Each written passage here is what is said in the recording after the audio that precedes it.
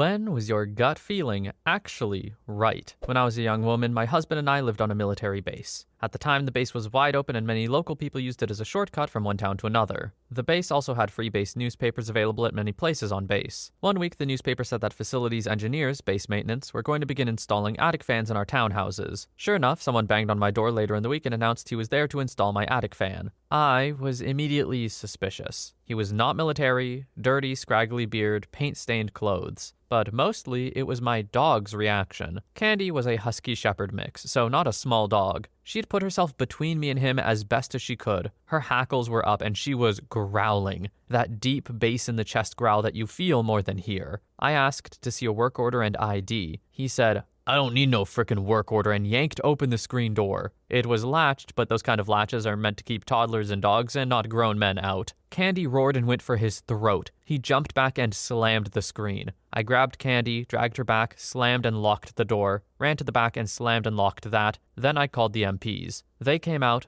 verified that my street was not due to get attic fans for a couple of weeks, and took all the information I could give them, which wasn't much. I never heard anything back, so they probably never identified him. 2 or 3 weeks later, the real installers came from facility engineers in uniform. They promptly produced work orders and ID. Candy looked at them and went back to playing with the baby. I am absolutely certain she saved me from assault or possibly murder. Okay, so fun fact about your narrator boy. Huskies and shepherds, well, specifically Australian shepherds, my 2 favorite dog breeds. As if I needed any more reason to love them, Candy comes in here like an absolute hero. Oh, I love dogs. And I love those dogs in particular. Great work, Candy. Story 2. It was 1995. I was 18, still living with my parents, and I was walking home from a friend's house at about 2 a.m. in the middle of the summer. He only lived 5 or 6 blocks away, and we often hung out watching movies after I got off work. Usually I would drive to his house because we'd been out with other friends, but this night I'd parked at home and we walked to his place. There's not usually a lot of traffic between our houses, but this night I was about halfway home when a pickup truck drives with 2 guys in the cab and 2 in the bed.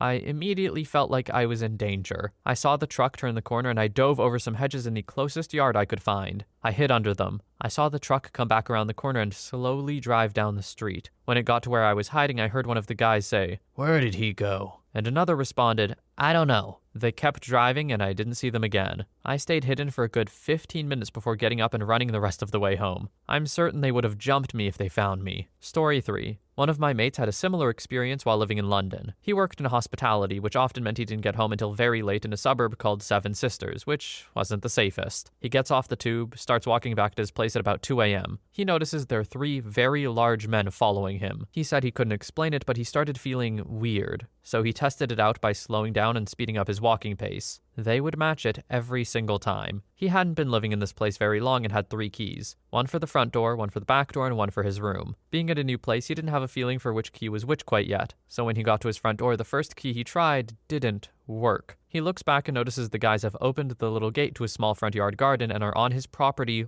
walking towards him. He tries the second key and it unlocks the front door. He closes it, locks it again, and kind of just collapses to his knees to look through the mail slot and sees the 3 guys just standing there talking amongst themselves for about 3 minutes before they take off. My mate asks himself what the hell they would have done to him if it had been the 3rd key that unlocked the front door. Story 4. Growing up, I was always wary of my uncle on my dad's side of the family, not blood-related. Even as a young child, I just knew I didn't like being around him. He never gave me any reason to feel this way, and I never voiced it to anyone. As I grew older, my family moved away and I saw less of him. But anytime my extended family met for holidays, I would see him and avoid him. A couple years down the track, I was around 12 or 13. My parents sat me and my older brother down and told us that my cousin, my uncle's daughter, had been assaulted and touched by him from a young age. This had all come to light when my aunt caught it happening. Later found out she was abused by him too. Really wish my gut feeling hadn't been right about that one. When it comes to gut feelings like this, I wonder what it is. Because I do believe that these gut feelings are real things. Like something about us knows that someone or something or some situation is trouble. It's pretty incredible actually. I should look into it. Story 5. I stopped at Home Depot to pick up an item. So I knew it was going to be a quick trip. I'm in the store and notice I'm pretty much the only girl there besides employees. I couldn't find what I was looking for and had to ask multiple employees before I found it. I check out, and as I'm heading out to my car, I notice a shady dude standing against a tree on one side of my car. On the other side of my car is another shady guy sticking his arm outside his car window. When I walked out, they both turned and stared at me. My heart dropped. I started to feel queasy. My mind instantly knew to turn around and go inside. I stood there shaking at the front of the store until I could get the courage to ask an employee to walk me to my car. As soon as they saw me walking out with an employee, the guy standing by the tree walked around my car into the driver's side of the car parked next to me. To this day, I swear I was a short walk away from being kidnapped. Story 6. Used to work in the ER. Had a man come in with ripping chest pain that started not but 30 minutes prior after he moved something heavy in his office. I knew he was going to die just by looking at him. Massive, overwhelming dread just seemed to engulf me. I did his EKG and I hoped something would be wrong with it so we could get him a bed. His EKG was perfect. Not 5 minutes later, he went into cardiac arrest on our waiting room floor. After running the code for 45 minutes, he didn't make it. He had a massive aortic dissection. There wasn't much hope. This was almost 3 years ago, and I've seen more stuff since then, but the memory is still burned into my mind, and it hurts knowing I was the last person to speak to him. I can only imagine how terrifying this would be as a medical professional, to have this feeling that something is wrong, we need to help this person, but not knowing what or how, or even if you can, and then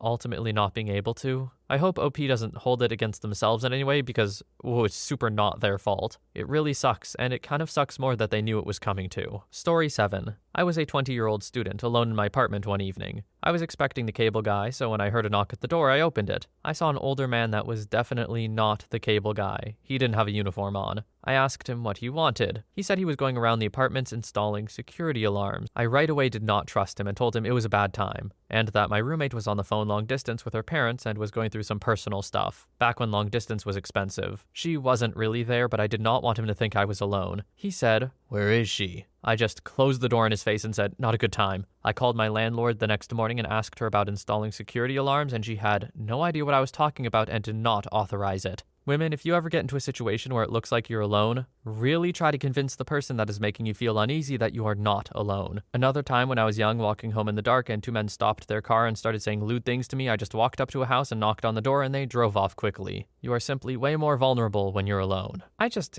hate that this is a concern, man. Like, it just sucks that people have to be on their guard all the time, and it is sort of just human nature. There's gonna be terrible people out there. That's kind of just a universal truth, unfortunately, but I don't know, I still hate it. I think people would be a lot more productive and just happier if they didn't have to be on guard all the time, you know? But that's a little idealistic, even for me. Story 8. Driving in Pittsburgh. I stop at a red light. Hill goes up on my left, downhill on my right. Poor visibility to the left. The light turns green, but my brain tells me, hey, bud, wait a sec. I think it's a little weird, but I don't go yet. A millisecond later, a massive navy blue F-350 comes barreling downhill through the intersection from my left, blowing past the red light at about 45 and then trundles down the hill. If I'd have gone, I would have been destroyed by 3 tons of Ford truck for sure. Instead, I trusted the spidey sense. Story 9. Not me, but my wife. I had a work friend who used to come over to smoke blunts and play Xbox. I liked the guy even though I knew he was a bit odd. He was really good at Call of Duty and rolled a mean blunt. He used to tell some tall tales that everyone knew were BS. Well, my wife, who was only my girlfriend back then, always got a creep vibe from him. She said he looked at her with so much anger and malice, but never indicated any specific action that made her uncomfortable. After a while, I stopped hanging out with the friend since he wasn't coming to town as much for work. Fast forward a few years and another mutual friend calls me to say the Xbox friend was shot by police. Unfortunately, only after he had already ended his neighbor and his wife. Crazy. All I'm getting from this is OP is not a good judge of character at all. That's a joke, by the way. I'm not serious. There's no way OP could have really known. But it's probably good you distanced yourself from him at the very least. People like that tend to be ticking time bombs,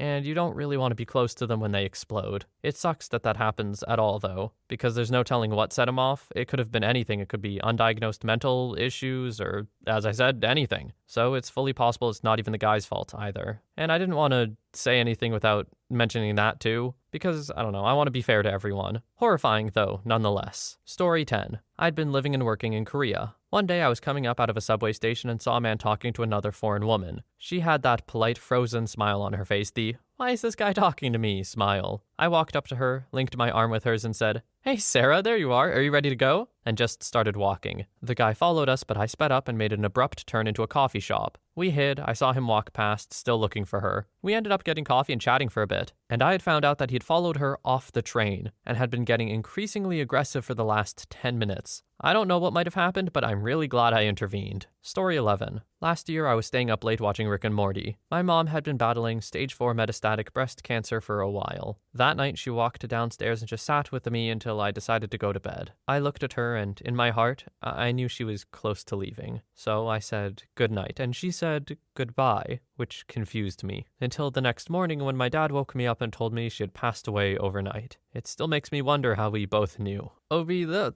was unfair. This one really caught me off guard, and I actually just started tearing up because I was just not ready, man. This is a really heartbreaking turn on what a gut feeling means, you know? I didn't expect it. That being said, it's still as incredible and amazing as the other gut feelings in here. It just, it plucked my heartstrings. Story 12. When I was a young kid back in the 80s, I was playing on my front lawn when this van pulled up on the road and the sliding door opened. A guy, about 19 or 20, aggressively waved at me to come to the van. I immediately knew something wasn't right, so I ran inside and told my parents, and they freaked out and ran outside, but the van was gone by then. Stranger danger wasn't really a thing back then, and I had no idea what an abduction was at the time. But looking back on it, my life could have ended that day had I chose to go over to the van. I often wondered after that day if they did get a kid to get into their van. Story 13. It started out as a gut feeling when I felt that something was off about my mom's boyfriend. Once I felt this way, I started to notice the red flags. The first one was the way my dog reacted to him. Even to this day, he's the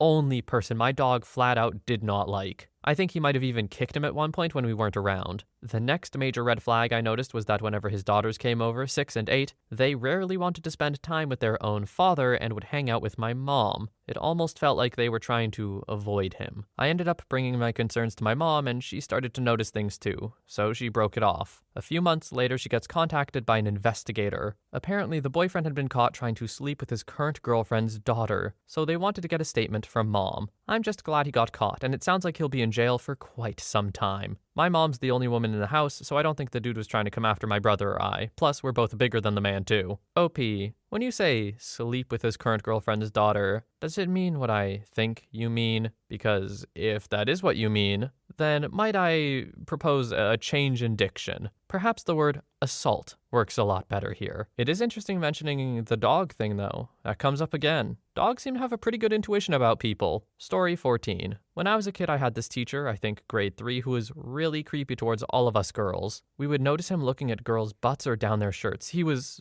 really weird and always found a reason to make girls stay after class for whatever. He gave me a really terrible feeling that I had never gotten from anyone else before. I never got too close to him and always made sure I wasn't in his room alone. I'm 25 now, and he just got arrested last year for having child content and was also caught with a hidden camera in his pen, which he would use to take pictures down girls' shirts with. So creepy. Can't imagine the amount of videos or pictures this man has. He was an older man when he taught me in grade 3 and just got caught last year. Story 15. There are a bunch of bars right next to my university here where I live. At the start and the end of the semester, everybody, thousands of students, start gathering around the street where most bars are located and just party all night. On one of these occasions, in 2019, it was the end of the semester. I just got there a bit late because I was working on the lab at the uni, and the moment I got there, something just didn't feel right. The people there, how they were acting, how they were moving, how they were talking, something felt different in the air. We were crossing through the giant group of people since we were looking for my girlfriend at the time, and the people who we were expecting to meet there. I froze in place, and I can't really explain why to this day, but I just felt like something bad was about to happen. And my friend noticed how I was too attentive and kind of in a panic. He snapped me out of it, and I told him we need to find everyone and leave. To my surprise, he just agreed. I think he noticed something was wrong with me and probably just went for it so I would calm down. My girlfriend and our friends didn't take long to find, but they were confused because I was acting so erratic and having a kind of panic attack. Eventually, they followed me out of the crowd, and right as we were out of the bar area, we started hearing a bunch of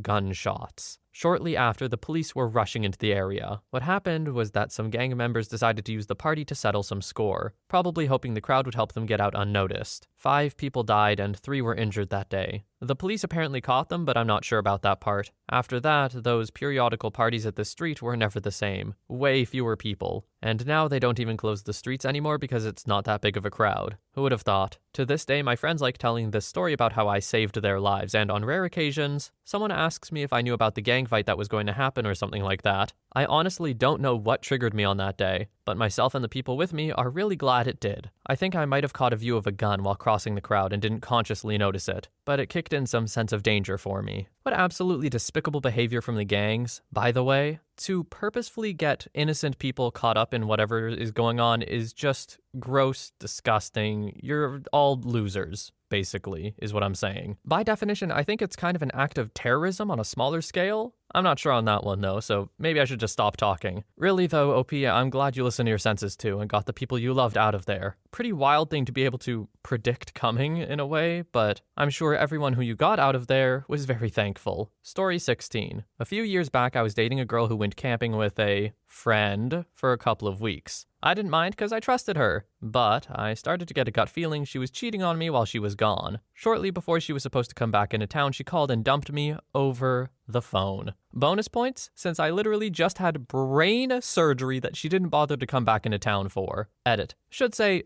dumped me for him. Story 17. 2 times with older guys when I was a teenager. 1. Friend and I were with my family camping. There was this really cute older guy camping by himself. He invited us over to his campfire and we talked for a bit. Then he invited my friend and I into his camper. We were probably 12 or 13 at the time. She wanted to go in, but I started shaking uncontrollably and refused. I wouldn't leave until she came with me. I have no confirmation that he had bad intentions, but looking back, I can't imagine they were good. And 2. When I was 15, this cute older waiter asked me for my number. First time it ever happened to me, so I was super geeked. He called and we talked a few times, but he only wanted to see me again if he could come to my house with no one else home. I ended up going back to the restaurant to see him again, and I had another one of those uncontrollable shaking moments. Got so bad, I just left. Turned out he was in my state working as a waiter because he fled his state due to legal troubles. Not to mention he clearly only wanted one thing and I was 15. Story 18. I hadn't spoken to a certain friend for a couple of weeks, but got a gut feeling to contact and talk to her at a certain moment. I immediately messaged her. That's how we always talked. We talked for a couple hours and into the night. A month later, out of the blue, she messages me, "Thank you." I asked her why she's thanking me. She said she was contemplating ending herself on the day I got my gut feeling and contacted her. Because she got to talk to someone on that specific day, she dropped the idea and hasn't attempted it again ever since. Story 19. Hindsight is 2020. None of these things by themselves seemed weird until I looked at them all together. I was in a college class. The professor was young, clearly missed his college days, and gave off that vibe of wanting to be everyone's friend. During the first session, we were going over the syllabus, and he said, "If you're gonna miss a class, just come to my office hours." Fine, that's pretty standard, except he kept saying it. Any questions, whether about the class or anything else, he really wanted us to go to his office hours. He must have mentioned it 3 or 4 times in that one period. Over the course of the first few weeks, he clearly made a favorite of me. Nothing that crossed a line, but in his attempt to be everyone's friends, he would crack a lot of jokes and jibe people. I don't particularly like these types of people, so I would respond in kind, and he seemed to take that as a challenge. He picked on me frequently in that,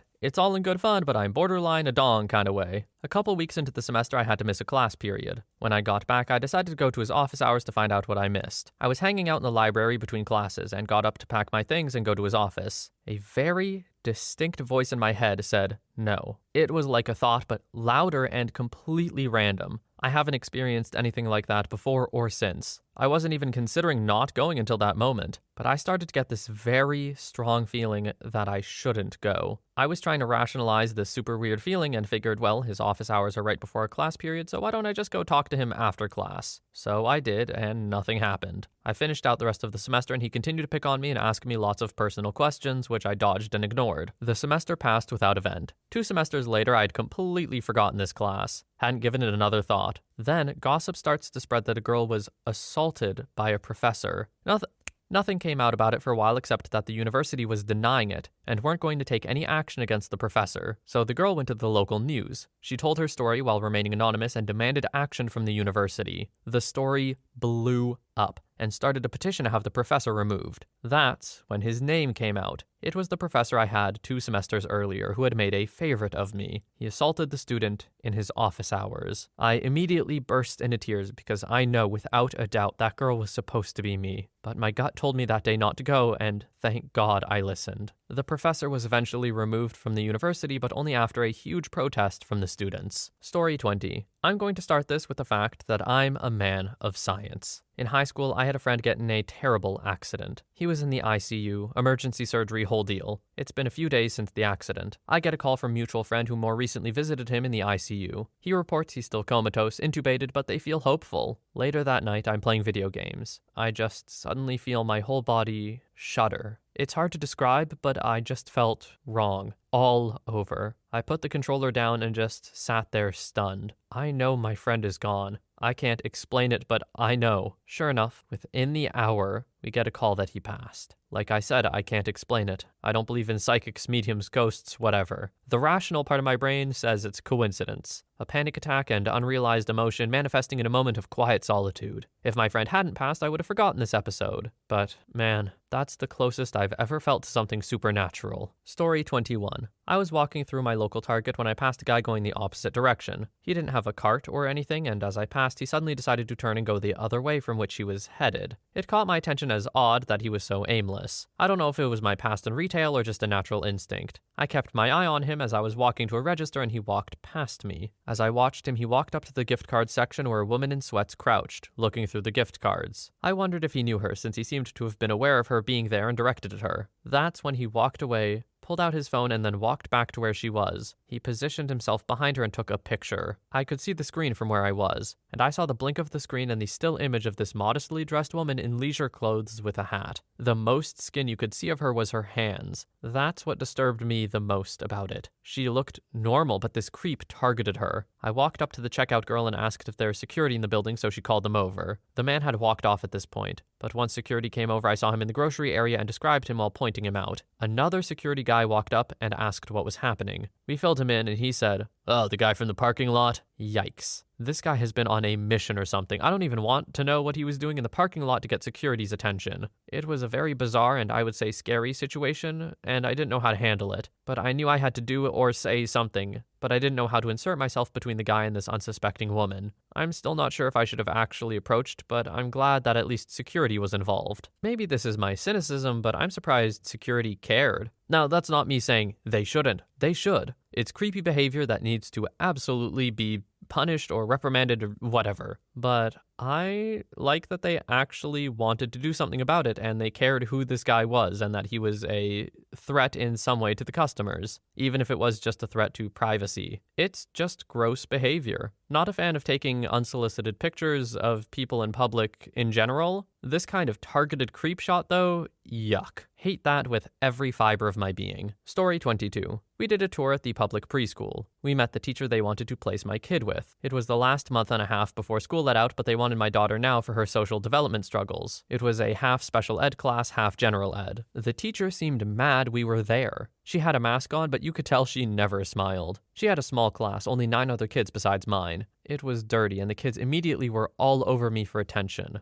The teacher knocked over a barrier, and an autistic student panicked because it was against the rules to remove a barrier. That teacher looked at him, crying and panicking, rolled her eyes, and ignored him. I, a visitor, bent down to comfort him and picked the barrier up. My gut, as a teacher and parent, said the teacher wasn't right. The kids were too excited for a stranger who just smiled and engaged with them. She ignored a kid in distress. None of the kids looked happy. It was dirty. None of the kids were excited when it was their turn for one-on-one work. My husband assured me I was just anxious and to trust that the school would be a positive change. First day went okay because multiple district-level people were helping out my daughter to adjust. But my daughter said the teacher hurt her arm during drawing. On my daughter's second day, I caught the teacher calling her students little frickers, saying it wasn't her job to clean up after them, and yes, it is, by the way, and throwing things. She also yelled at my daughter to shut up. My kid is 3, and some of that evil woman's students were nonverbal. They couldn't tell their parents she was acting crazy. I wasn't believed, and no other staff heard her. The principal did nothing.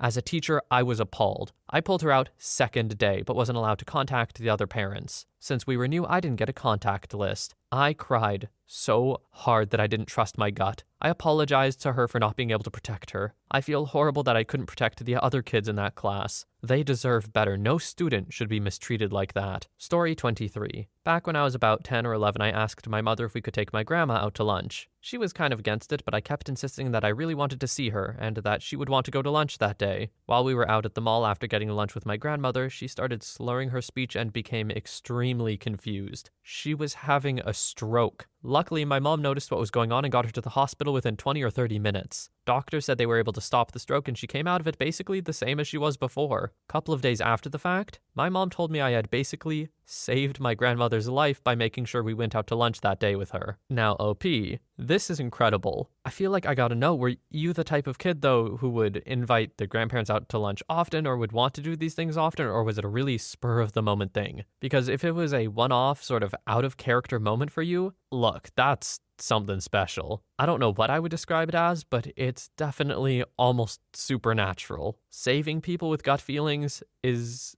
so cool. I know that's a weird way to describe it, but I can't think of any other way to say it. It's just amazing. Story 24. When I was a kid, I was doing my first ever deep clean of my bedroom, getting rid of old clothes and toys and such. While cleaning out my closet, I found an old picture cut out from the local newspaper of Lyndon Johnson visiting my parents' hometown. The picture was taken outside with some locals in the background. I was going to throw the picture away, but suddenly got the strongest feeling not to do it, so I set it aside. Later, I showed it to my mom and asked her about it. She freaked out and showed my grandma, who also freaked out. Turns out one of the locals in that picture was my grandpa. He died when my mom was 12, and that picture was one of only a handful we had of him. I had never seen a picture of him before this. I was so glad I didn't throw that clipping away. Story 25. Found a new flatmate had ended himself a week after moving in. I advertised a room on our national buy-sell page. A guy replies and we meet a few times. Really nice French guy, great English, stable job, and into the outdoors. He moves in on Saturday. We talk over the next few days for no more than 5 minutes in passing around the house during the day. Friday, Saturday, Sunday come around and I haven't seen or heard him, but his door is shut. I thought he was working nights and we just didn't sync up. I joked with my partner that he was a drug addict and was dead, but we both laughed it off. I mean, come on, what are the chances? Sunday evening, I follow through with my gut that was telling me something wasn't right. So I knock on his door. Worst case, he's asleep and I wake him. Best case, he's not there. He had ended himself 6 days after moving in. Police estimate he's been cold for 3 days. He had been suffering from serious depression and planned it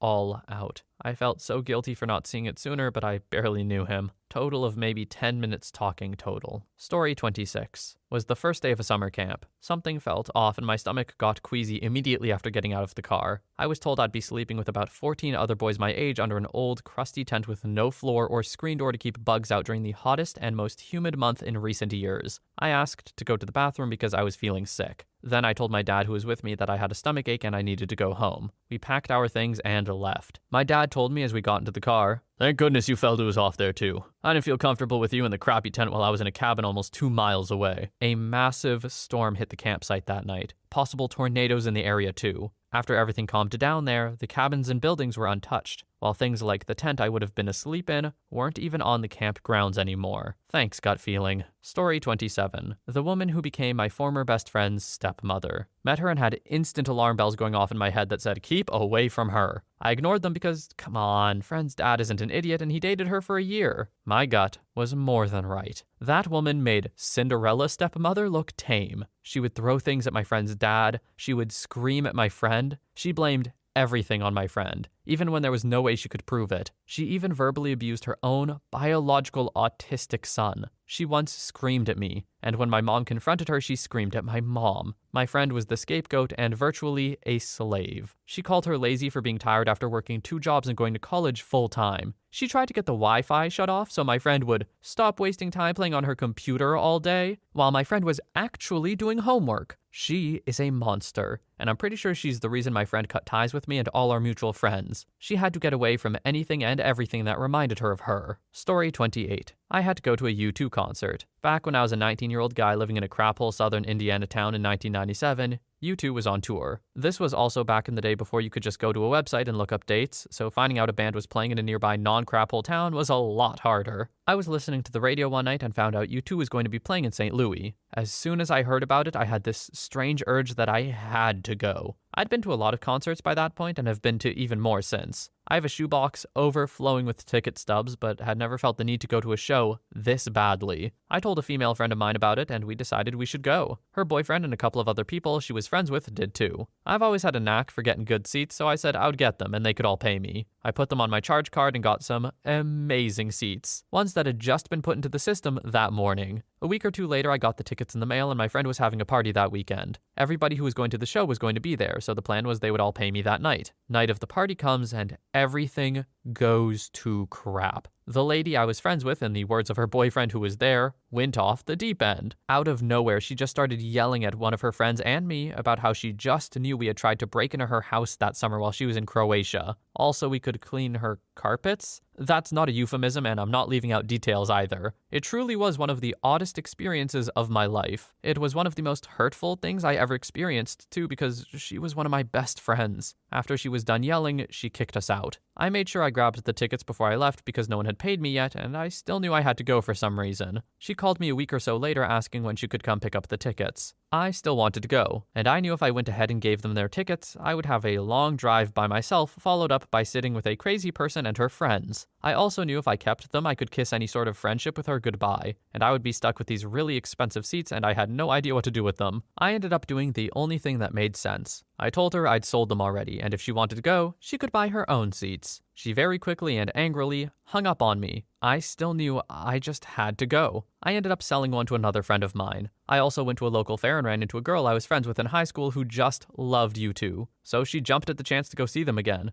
especially when she saw how good the seats were. I sold her one and she asked if she could bring a friend, and I happily agreed, since it was another expensive ticket sold to a non-crazy person. I also sold one to a guy I knew online. The day of the show finally rolls around, and the plan was everybody would meet at my parents' apartment and then make the drive to St. Louis together. I'm super excited because the big day is finally here, and I'm finally ready to see how my life is going to change. My friend gets there first, and we're hanging out in my room like usual, waiting for the girl from school and her friend to get there. Eventually, they do, and my mom lets them in and tells them to go on back to my room down the hall. I hear them and come into the hallway as I see my friend and her friend coming back. I still remember so clearly seeing the girl who got the extra ticket smile as she came back. When I saw that smile, I knew it was over. That was it right there. That was the reason I'd gone through all of that stuff. That was how my life was going to change. I knew I was going to spend the rest of my life doing everything I could to see that smile as much as I possibly could. We hit it off great too. On the ride home, the other people slept while she drove and we talked for hours the whole way back. It took me a little while, but that spring I finally got up the nerve to ask her out. She said yes. 4 months later, she said yes when I asked her to marry me. A year later, she also said I do. Today, almost 24 years after the concert, we're still incredibly happy together. We've got a couple of kids and a dog. We've had to go through a lot of crap to get here, but I can honestly say I still have more fun with her than anyone I've ever met. I'm also still doing everything I can to see that beautiful smile. I'm not a super strong believer in fate or anything like that, but for stories like these, I sort of suspend my disbelief. Because isn't it a beautiful thought that OP knew that they had to do this because it was going to lead to what they were meant to have or who they were meant to meet? Something about that thought, while illogical, sure, is beautiful in a way. Maybe it's because I'm a sappy artist, who knows? This is a beautiful, amazing, touching story to end it on. Thank you so much for sharing, OP.